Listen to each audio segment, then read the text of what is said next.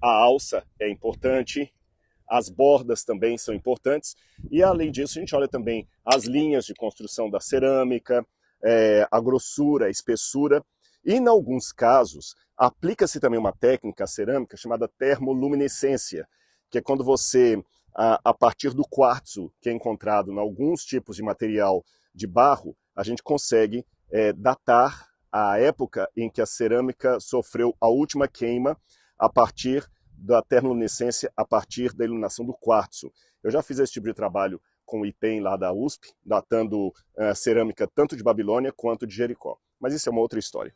Mas vamos continuar que eu ainda quero falar muito sobre esse assunto com vocês.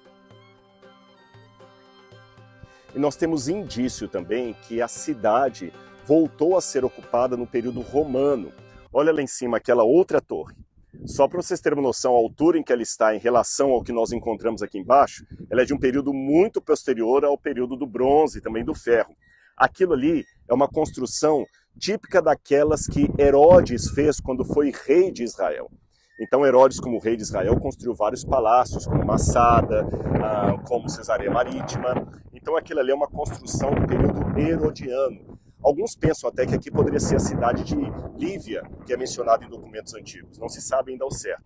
Mas nós temos então uma cidade que foi destruída no período do Bronze Médio, depois ela foi reedificada, não totalmente, mas pelo menos uma estruturazinha pequena no final do período do Bronze, depois no período do Ferro, 2 vezes no período do Ferro, e depois ela foi desativada até a época do período romano. É o que nós temos aqui em termos arqueológicos. Agora eu vou juntar tudo isso aqui e vou contar para vocês um pouco mais sobre essa teoria e o que é que nós podemos dizer a respeito dela. Será que realmente aqui são os restos arqueológicos de Sodoma? Vamos conversar sobre isso. Eu vim com a Laura até esse lugar aqui para que vocês possam ter uma noção melhor do que eu estou dizendo. Lá atrás, não sei se dá para ver daí, está o sítio arqueológico de Tal al-Haman, que a gente mostrou para vocês agora, que eles estão escavando lá. O Dr. Collins está escavando com os seus vários voluntários ali, alunos. Agora vejam como toda a região aqui está queimada. Olha essas pedras aqui. Vocês estão vendo a cor delas bem queimadas? Olha. Toda a rocha aqui foi queimada. Olha aqui. Nós temos ainda indício de uma queima monumental aqui, de algum fogo que praticamente derreteu a área. Até do ponto de vista geológico, é possível você ver como é que isso tudo está literalmente queimado até hoje. Eu vou chegar mais próximo de algumas dessas rochas e mostrar para vocês como é que elas foram realmente derretidas. Aqui, até quem é leigo em geologia, eu sou leigo em geologia, minha área é arqueologia, pode perceber como é que a rocha foi derretida.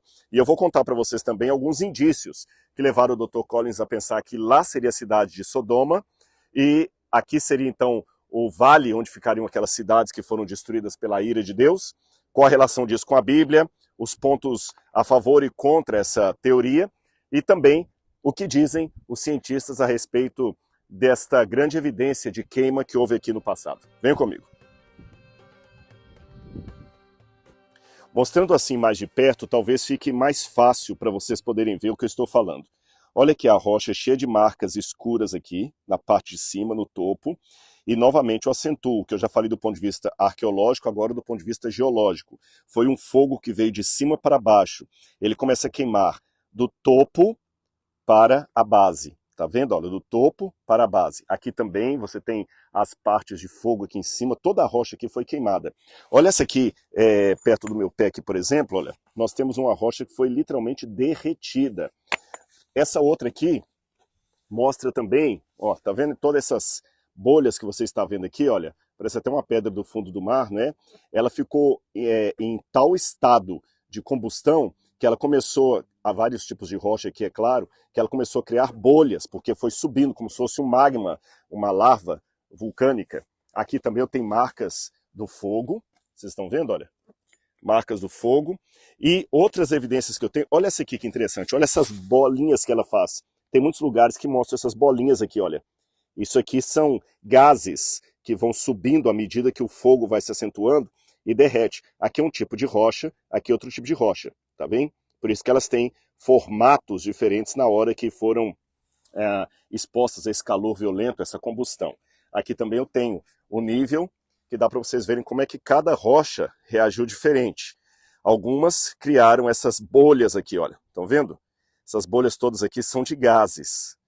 Aqui já é um outro tipo de rocha. E, gente, deixa eu colocar aqui para vocês de maneira bem clara que tudo isso que eu estou falando dessa queima